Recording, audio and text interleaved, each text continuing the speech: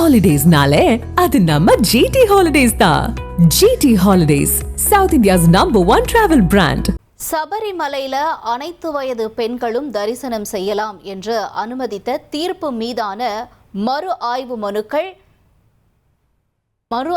மனுக்கள் மேல வரக்கூடிய 7ஆம் தேதி விசாரணை நடைபெறும் என்று நீதிமன்றம் சொல்லியிருக்கு. ஏப்ரல் 7ஆம் தேதி இந்த விசாரணை நடத்தப்படும் என்ற தகவல் வெளியாகிருக்கு. விவரங்களோட செய்தியாளர் வெங்கடேசன் இணைஞ்சிருக்காரு. வெங்கடேசன், இப்ப இந்த வழக்குல தற்பொழுது உச்சநீதிமன்றம் தெரிவித்திருக்கக்கூடியது என்ன? மேலும் விவரங்களை நீங்க பதிவு செய்யலாம்.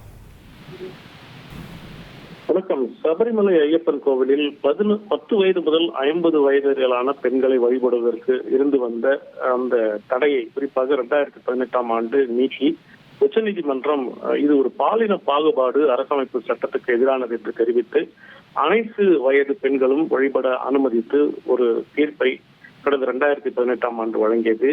இந்த தீர்ப்பை எதிர்த்து சுமார் 66 மறு ஆய்வு மனுக்கள் உச்சநீதிமன்றத்தில் தாக்கல் செய்யப்பட்டன.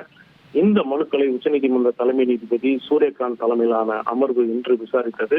குறிப்பாக சபரிமலை ஐயப்பன் கோயிலில் அனைத்து வயது பெண்களும் வழிபட அனுமதித்த தீர்ப்பை எதிர்த்த மறு ஆய்வு மனுக்கள் மீதான விசாரணை ஏப்ரல் 7ஆம் தேதி தொடங்கும் என்றும் இதற்காக 9 நீதிபதிகள் கொண்ட அரசியல் சாசன அமர்வு அமைக்கப்படும் என்றும் இந்த தீர்ப்பை எதிர்க்கும் தரப்பினர் வாதங்கள் ஏப்ரல் 14, 16 தேதிகளிலும் தீர்ப்புக்கு ஆதரவான மனுதாரர்களின் வாதங்கள் ஏப்ரல் 14, 16 மற்றும் தீர்ப்பை எதிர்க்கும் வாதங்கள் ஏப்ரல் 7, 8 ஆகிய தேதிகளில் கேட்கப்படும் என்றும் பின்னர் இருதரப்பிலும் விளக்க வாதங்கள் கேட்கப்பட்டு ஏப்ரல் 22ஆம் தேதி இந்த விசாரணை என்பது நடைபெறும் என்று உச்சநீதிமன்ற தலைமை நீதிபதி தெரிவித்துள்ளார்.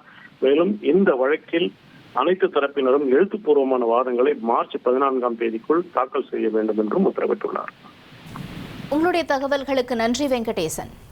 ஹாலிடேஸ்னாலே அது நம்ம ஜிடி ஹாலிடேஸ் தான். GT holidays, south India's #1 travel brand.